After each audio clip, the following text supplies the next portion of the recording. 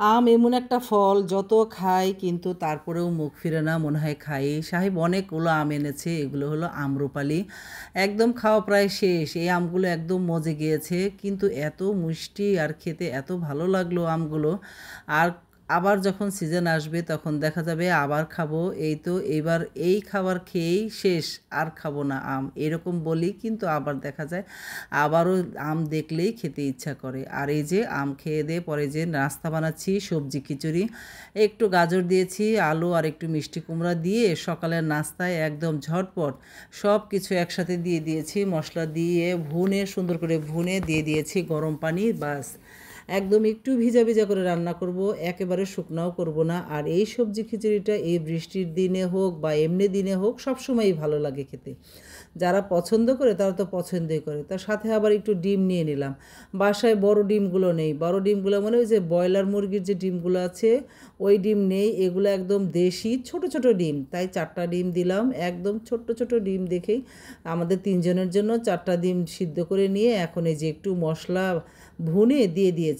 আর এই যে সাথে আমি একটু গাওয়া ঘি, খাঁটি ঘি দিয়ে একদম এই খিচুড়িটা খাবো। আমার যে কি ভালো লাগে খিচুড়ির উপর দিয়ে একটু ঘি দিতে। আর একটা পাকা আম ছিল, সেই আমটাও দিয়ে দিয়েছি, কাউকে দেইনি, ওই আমটা আমিই নিয়েছি। এই যে আমটা একটু টক টক, এই আমটা দিয়ে এই খিচুড়িটা খেতে কি যে ভালো লাগবে।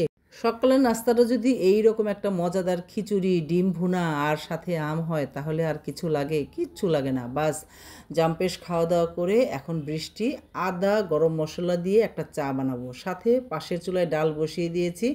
আগে চা খাবো, চা খেয়ে পরে আস্তে ধীরে দুপুরের রান্নাটা শেষ করব।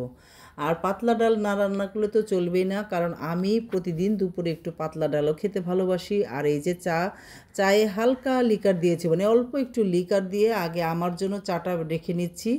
এই যে লাল চা, আর যারা দুধ চা খাবে এর ভিতরেই আবার 2 চামচ চা পাতা দিয়ে বসিয়ে দিলাম। যারা দুধ চা খাবে মানে সাহেব খাবে, ছেলে খাবে, ওরা খাবে।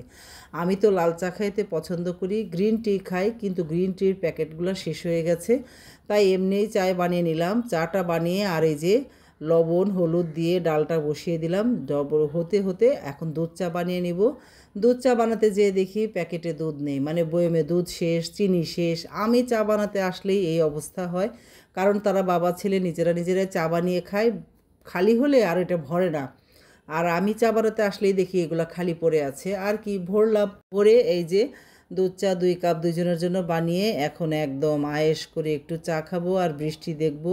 এমন বৃষ্টি মেঘলা দিনে চা খেতে যে কি ভালো লাগে, সাথে চাল ভাজা বা বাদাম ভাজা, বুট ভাজা হলে তো আরও অনেক বেশি ভালো লাগে। যাক, যে খেতে খেতেই বিদায় নিলাম।